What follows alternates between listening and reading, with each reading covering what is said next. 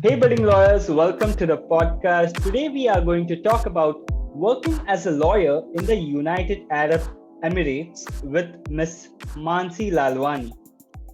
Mansi first completed her bachelor's in philosophy and then in law from Mumbai. Now she is working as a legal consultant at Cresco Legal in Dubai, UAE. She also works as a pro bono legal consultant at a brand named Swara, the voice of woman. Hi, Mansi. Hi, Prasanna.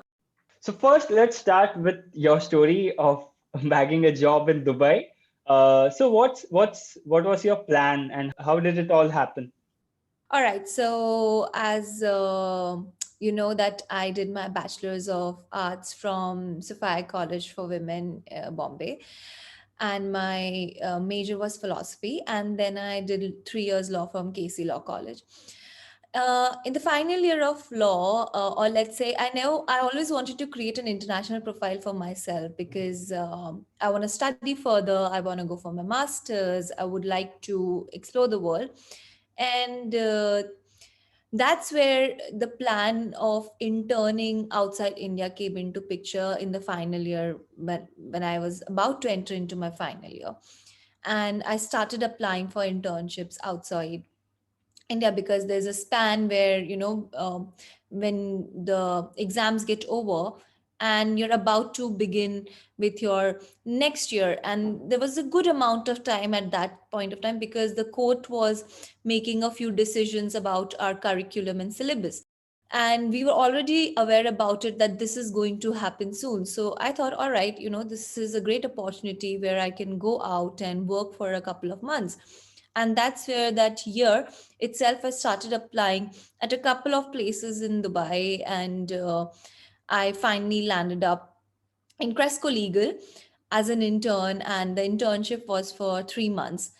And at the end of my internship, they offered me a job of a legal consultant because in Dubai, or let's say in UAE, you can't be working as a lawyer Hmm. because one of the reasons you're not a local, so you can't go to the court. So I my designation is a legal consultant here. So that's how I landed up with a job over here after the internship ended. Okay. So did you keep any other countries in mind too? Like, did you apply anywhere else too, or it was just Emirates? No, not really. A lot of people actually end up going to London. But when I came to Dubai, one of the main reasons I chose Dubai was because if you look at Dubai, it's the corporate hub. You will find people from all over the world over here doing businesses, working, and trying to make a living over here. So when you come and work here, you will not only find people like, let's say, Arabs. You will find people from different nationalities. You will find someone, like, for example, in my own firm there are people who are working from Philippines. There is someone from Russia. There is someone from Seychelles. There's someone from Mauritius. Then we are Indians. My MD himself, the main Cresco MD, is from Switzerland, and my legal head, again, MD, is from India. Then there is someone from Syria as well. So even like, let's not go towards the whole UAE, but let's only focus on my firm right now. There's so many nationalities working in one office, so I wanted that exposure, and that is one of the reasons I chose Dubai, and it was really close to India as well, and which is one of the biggest advantages because I would love to stay close to my family, and it's just 3 hours away. And again, I couldn't think of any other place better than this because, as I said, it's a corporate hub. All major businesses, all major companies are located over here and like how we say, it's just at a doorstep. Like, it's just 2 steps away. In the same way, Dubai is just 3 hours away from me, and it made it very easy for me to make a decision for my career. And I think it is a brilliant decision which I have until, like, in my whole law school, I think this was the best decision that I came down to Dubai because right now the the kind of cases I'm handling, they're not just limited to Middle Eastern countries. They are much more wider. My whole work experience is international. Hmm. Okay. And I would just like to know more about how was the culture over there, as you said that there were so many nationalities people belong to. Okay, so I am very sure that it would be a great experience for you working there, even in your internship period, right? Yes, yes, it was definitely something very different. You know what I experienced when I came here. I could see the good part about my firm is that we are a family, and at the same time we have our own individuality. So when I came, it was a bit strange in the beginning, because when you come to a place, you take time to adjust. But the good part was, they welcomed me. They made me feel comfortable. So that was a very big advantage in this firm for me. Of course, it was very different, but it doesn't feel any different anymore. I mean, it hardly took me a week or so to get comfortable, and of course, the credit goes to them as well, to because they were the ones who made me feel comfortable, and it plays a great role, even wherever you go in the world. How the other companies welcoming you, it will always play a major role in your career, because that will help you to grow in a firm. Because if you're not welcomed, if they don't make you feel comfortable, you will not be able to work on your ideas, you will not be able to speak your mind.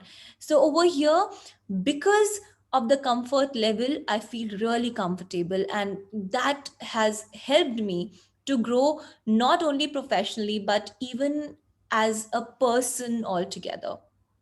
Okay, so how was the selection procedure? Like, how did you apply there? And like, according to you, what are the main points the recruiters there look for, like while considering an application, any internship application? Um, I wouldn't be able to point out what points they looked into, but I can simply tell you that I applied in all the firms I could find online. I didn't go through anyone, and nobody recommended it to me. Yes, but I, of course, heard about Cresco Legal through a friend of mine, and it's like, okay, let's try. There's no harm in trying. So, apart from this firm, I applied in other 10 to 15 firms, and I got into three. So, but I chose Cresco Legal because, um, of course, because of their welcoming nature, and I could see myself thriving when I'll come to this place. So, they we did a interview, and the interview lasted for 40 to 45 minutes. There was first procedure where my HR, she called me and she did a basic interview, just to check whether I could speak English properly, whether I will be able to adjust, just the basic Hmm. requirement, the first step. And then the next step was directly the meeting with the legal MD and the main MD of Cresco. At that time, we had a different MD. Now he passed away. He was the one, and the current legal MD, he took my interview, and the main Cresco head, he took my interview, of course. So the interview lasted around 40 to 45 minutes. The good part was, the best part, in fact, I should say, they weren't expecting anything out of me. They knew I am passing out from college, and I am coming to learn. So what they focused about more was the attributes, whether I will be able to cope up with work, whether I'll be able to adjust with everyone or not, what are my speaking skills. And of course, they looked at my profile, how wide it was and how exposed I was, because it does help them, because then there are clients coming in, a person who has knowledge. So they tested my general knowledge a bit. So that was one thing. But it was one of the main questions I still remember. They were like, how will you be able to cope up with the change of law? And I think you only know, during the law school, every semester we are studying a new law Hmm. there. And in the same way, I came here and I just adopted what was given to me. And corporate law, what I'm practicing over here is completely corporate law. I can't practice criminal law because of course I can't go to the courts. Yeah. So I'm in compliance here, I'm doing corporate work. and much more. So, you know, corporate law and company law is same Hmm. all over the world, mostly the same. Like, you know, Hmm. all the laws are generally the same. So it made it easier for me. And of course, they helped me grow. Again, as I told you, they let me write articles, they gave me a lot to do, as in they used to give me random contracts to draft, which I have never heard of. And I learned a lot because they wanted me to learn, so they never expected anything out of me. They were very well aware that I'm a fresher, I'm coming out of college, or I'm like in the last year of my law school. So, you know, that balance really helped me out. They were never ever expecting out of me, oh, you know what, she will know all the laws by heart. Hmm. And we all are learning at the end of the day. That's all. That's what my senior tells me. We all are learning. And because every day there is some or the other new law coming, and we only have to interpret it. Yeah. Sometimes we are not even given the interpretation. Hmm. So that's where, you know, a good guide, a good mentor comes into picture as well. And like, you know, I have to thank God for this, that I have the one of the best mentors in the world at the moment. Exactly. And it's the learning point is very important, as even if you know the law and which you are working in, but there will be many other skills apart from the law which you have to learn and which you keep on learning every day, because every day life throws you many challenges at you, and that's why you have to overcome that. And True. Prasad, see, a few things are always one should remember. That's I was just having a conversation with my friend today morning. So we were talking about punctuality, honesty, and loyalty. They are core values. These values, nobody can take it away from you. Skills can be acquired. You can learn law by learning. You can learn the court craftsmanship by getting trained under a brilliant lawyer or a brilliant counsel. Maybe you're born with it, but nobody can take the core values out of you. And I think one of the reasons is that I have always maintained my core value. And because of my parents, they're also very hardworking. I've never seen my dad getting late. So, and even right now, my MD at Cresco, I've never seen that person coming late to office. And all those things really are important, because you can always acquire a skill, you can always read a new book, you can always learn something new. But these core values, nobody can ever take it away from you. And that is the only thing which will set you apart from the crowd. yeah, agree completely. So I think these are the main points any recruiter, especially HRs and all, look out for when they are recruiting new, like, interns or any new employees. I really hope they do look at these points. Yeah. Okay. So yeah, you were saying that we can't work there as a, like, we can't appear in courts over there, right? But if, like, you are working there as a legal consultant, but after some time, if you like working there in Dubai and you are interested in litigation, is there any scope there? Can you, like, take up some exams, their bar exams and so, and then start working in litigation there? Yeah, so there is one court where you can go, that is DIFC courts, Dubai International Financial Center. Of course, there is some eligibility for that. I can share the link with you, and you can share with the viewers or the audience. There is some process, of course, to register for it. You need certain years of work experience. But again, all other matters could be registered there. But in order to go to the local court over here, you need to be a citizen of UAE. But otherwise, in the DIFC courts, you can register even if you're not a citizen of UAE. You can, if you're even an expat, even a law firm can register over there. So I'll certainly share the link with the viewers, and I think that will be a great help for anyone who wants to come and set up a career in UAE in future. Okay. And if you want to work in, like, other courts in litigation, then you have to take the citizenship first and then fulfill their eligibility. So, recently only UAE has started offering citizenship. Before that, you couldn't take citizenship of UAE, you know. and they have again certain requirements. You need to invest a certain amount, or you need to be a doctor, or I think you need to belong to a different artistic profession. Then only you can become a citizen. So again, those rules are completely different, and I don't see any clarification which has come out until now. So again, we have to watch out how they are going to do that. Okay, this is something new I came to know. Okay, so you are working as a legal consultant, but can you tell us more about your work profile at Presco? So yeah, we have mostly contractual work. We do a lot of retainer work. So there are people who have outsourced the legal work to us. So we charge them a retainer fee. And other than that, we have a couple of cases going on. Like there are some fraud cases going on. So currently, one of the biggest cases which I'm handling is in the jurisdiction of Bermuda. It's a fraud case, and it's going to take some time. And yeah, so you will see there is a diversity in the work profile. So let's say I'm not just doing a fraud case, or I'm not just simply drafting one kind of agreement. I will always be drafting different kinds of agreement. I will always see my clients are from different parts of the world.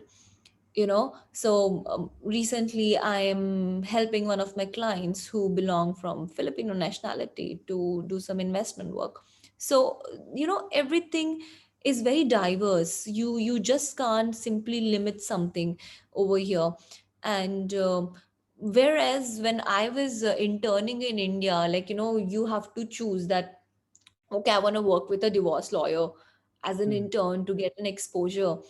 Or let's say I want to work in a corporate firm to get an exposure about some corporate world. But over here, everything is too diversified. So sometimes I even uh, consult my clients for family law cases as well.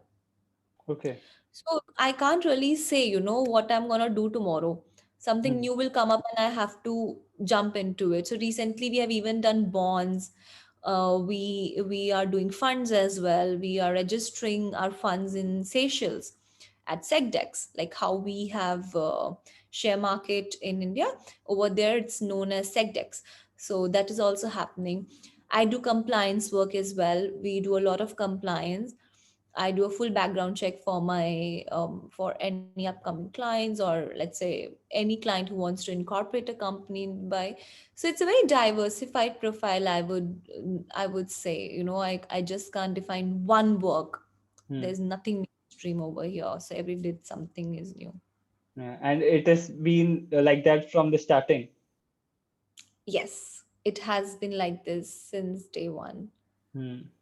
Is I don't remember, a single day where I didn't have any new work. I always had a new kind of agreement to draft, or even if it's the same agreement, I had a new challenge to put in.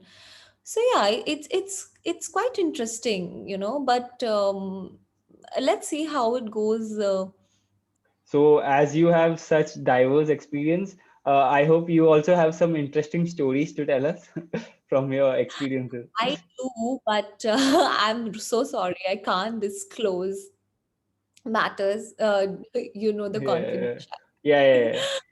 So I can't disclose cases at all, but Hmm.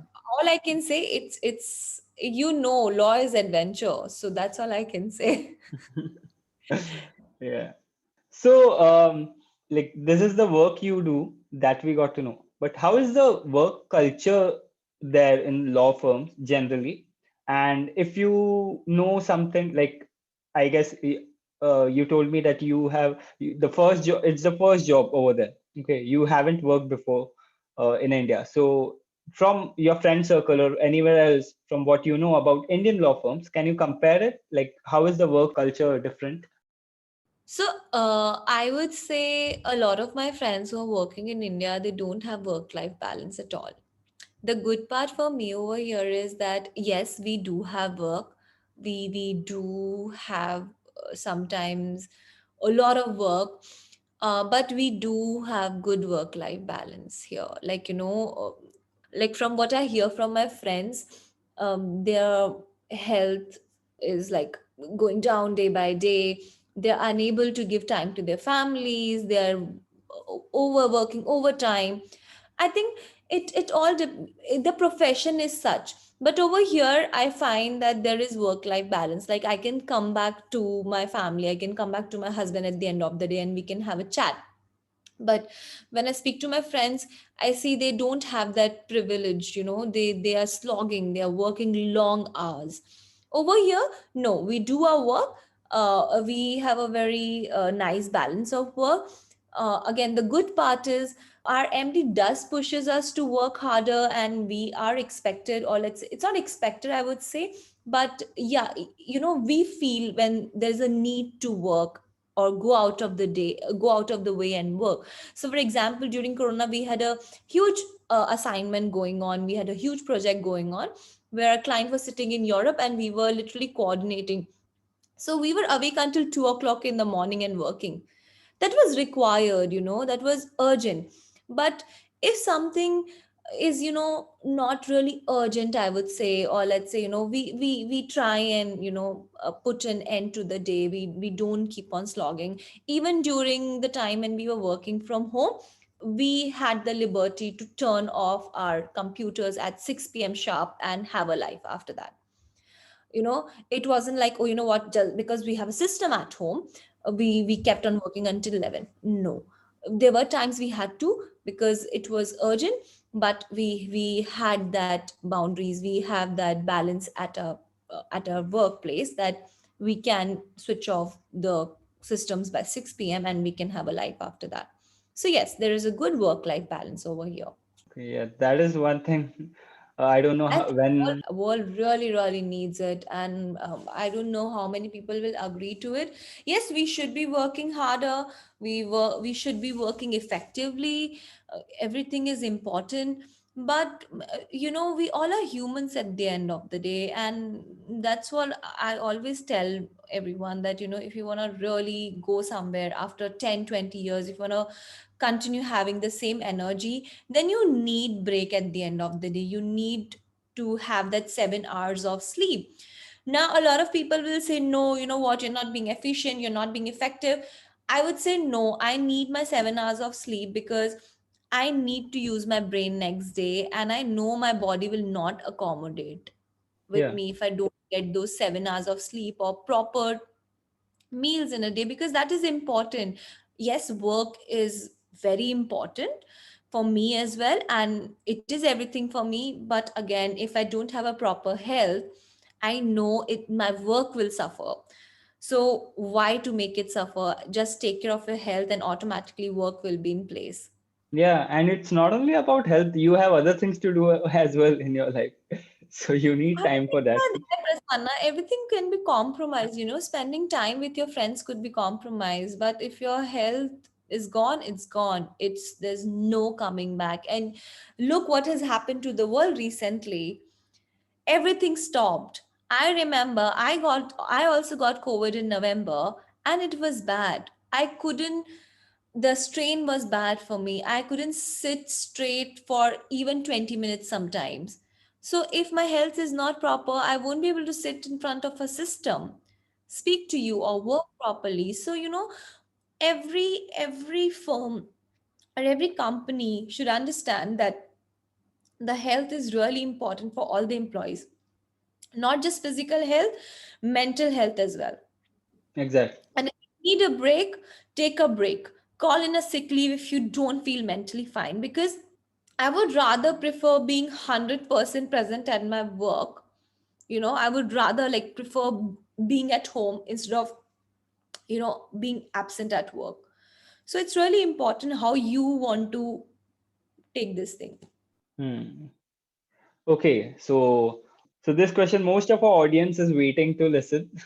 So, what are the most important things one should focus on, and how should one plan if they want to work in Dubai as a lawyer?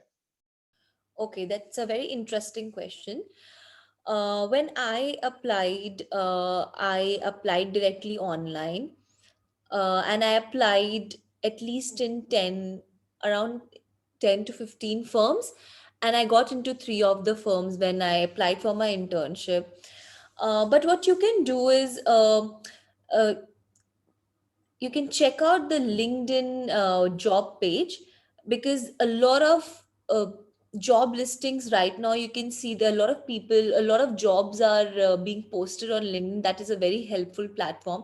If you know someone in Dubai, of course that's going to help you out. But for me, online portal was a big advantage. One day I just searched on Google that I was like, all the law firms in Dubai, and I started applying. But about Cresco Legal, I did definitely hear it from a friend of mine in law school. And of course, then I applied there and I got in. That is one thing. Other than that, you should definitely think whether Dubai is the place for you, because some people prefer going to London. So you have to see the place wise, whether it is going to work out for you or not, because Dubai is majorly the corporate work what you will get to do. Not You will not get to do criminal work, as I mentioned earlier, because you can't go to the courts. But of course then there are DIFC courts, as I mentioned earlier.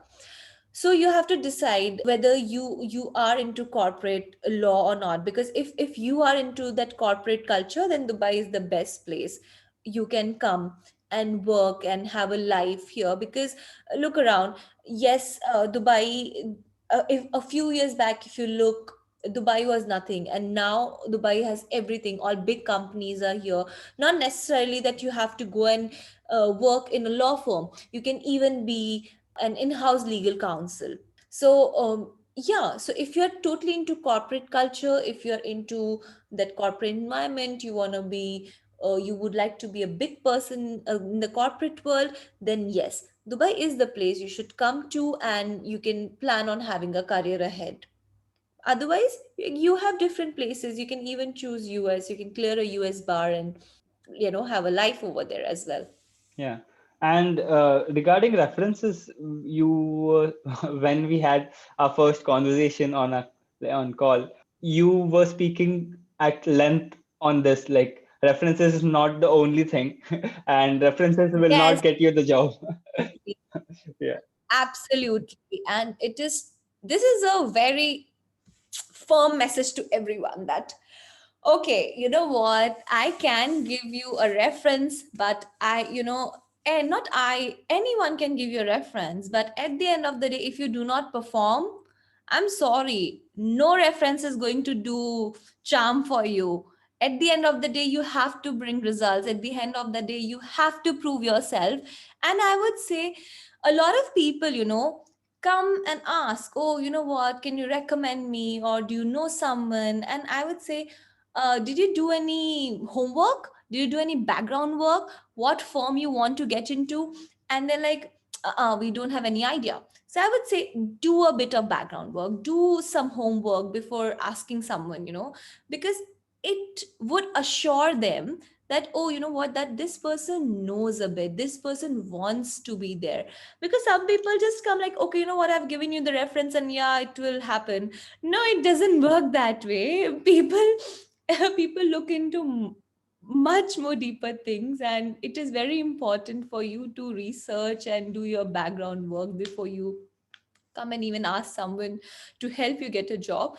I mean, I would love to if anybody is in dire need, but I would prefer that people who are coming to me should come with that heart and soul. Yes, I'm ready to put in it, and I have done my background work. I will be able to cope up, because sometimes what happens is, even if I recommend you and you get in, let's say, to any place XYZ, and what if you don't like the work? What if you're not aware of what is going on around? So mentally prepare yourself. It's not just a matter of job. Your job defines you, who you are. Your company will help you grow. For example, my company has immensely helped me grow as a person.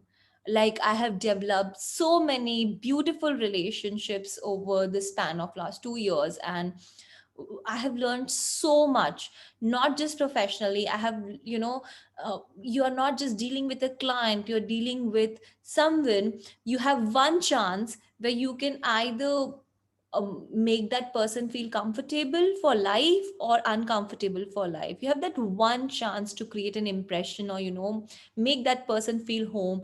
So all of these things really really matter.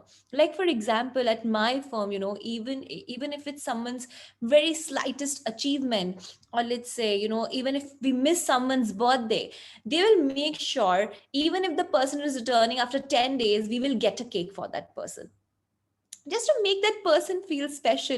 Everyone wants to feel respected, everyone wants to feel welcomed. So these things are very very important. And again, references part, please do the background work before you ask anyone to refer you, because you really need to earn the person's trust, whoever is recommending you, because that person's name is involved at the end of the day. Yeah. Can you tell us about a few of the most challenging problems you have faced thus far there, working there? Yeah, maybe not challenging, but I think law is challenging. Yeah, when I had to look into a completely new jurisdiction, I was like, okay, because you're not just looking at one particular set of law or act, then everything is related. Well, this is a lawyer's job, so it is challenging at the end of the day. So yeah, there are no challenges as such. No, no, no, there are no challenges as such, because our profession is full of challenges, and if there are no challenges, our profession would be so boring. People will I think half of the people sometimes come and do law just because they want to go and argue in the court and feel challenged at the end of the day. Most of But them, no, I haven't. especially those people, yeah, watching movies, grew up watching movies, Bollywood movies. Yeah. Yeah, my mom said, you love to argue. I think you should become a litigator. Who knew I'm not gonna become a litigator? I told her I don't want to go in litigation. I'm very well off wherever I am. I like my job. I love what I'm doing, and I have bigger plans. I would rather focus on that. I don't want to go to courts at the. Mhm. Okay. So the last question, please share an incident from your career which is very memorable to you. Uh, there is no particular incident, I would say. Actually, they're all like each moment I spend at my work is very dear and special to me. But one of the most important projects, I would say, is Asia Juris. Especially, since people in India are gonna hear this.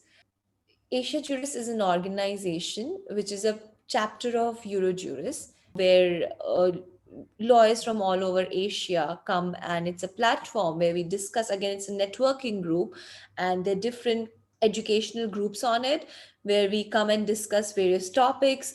So, for example, last year when we couldn't host the conference, we conducted several webinars throughout the year, and there were topics mainly focusing on Asia. Like there were topics like, retirement plan in Thailand, retirement plan somewhere in Philippines, or let's say, we focused about how Asia is going to recover from this corona. So they were very esteemed guests on those platforms and for those webinars, who gave wonderful insights about such topics. I can share the link with you. You can check it out. And if you would like to be a member of this organization, of course, you can register there and become a member. And there are a lot of advantages to it. You are just not limited to then the Asian part of the world. You get exposed to the European part as well. You get to meet, you get to learn how things are being practiced, how law is being practiced in a different part of the world altogether. So that is one thing. Another, other than that, one of my favorite things would be, how should I put it across? It would be, for me, would be the criticisms I receive from my senior at my workplace. I have a notebook at my work. Whenever, my senior comes and he'll be like, okay, Mas, this something, it's not done in the right manner. I would take out my notebook and I'd start writing it. So for me, I will always remember doing this, because that is the only thing which is going to help me grow. And it is a suggestion to everyone that wherever you're working, whichever workplace or whichever profession you're associated to, yes, you should focus on the compliments you receive, but put more focus on, when someone comes and gives you the feedback, especially your seniors, because they know you, they want you to grow.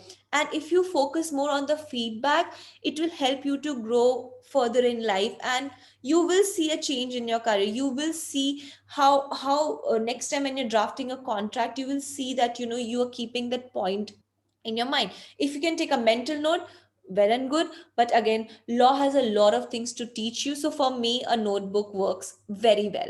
So I always go with the notebook theory, because that has always helped me grow. And in the span of last 2 years, I've already filled like two notebooks, because that feedback is going to help me grow as a person, and wherever I'll go, I know I'll be carrying those notebooks with me until unless I stop committing that mistakes. Because honestly, you don't master the art of drafting a contract overnight. It takes years and years for you to draft a perfect contract, a flawless contract.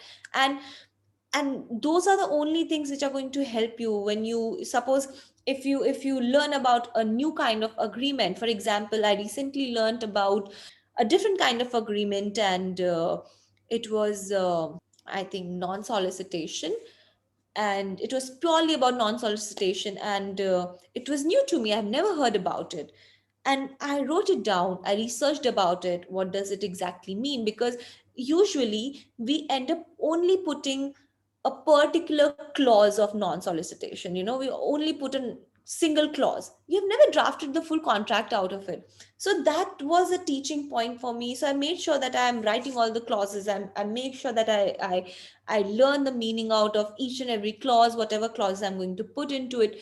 So these things definitely help you out, and make sure that you go back and revise at the end of the day whatever mistakes you have committed, or whatever feedback you have received.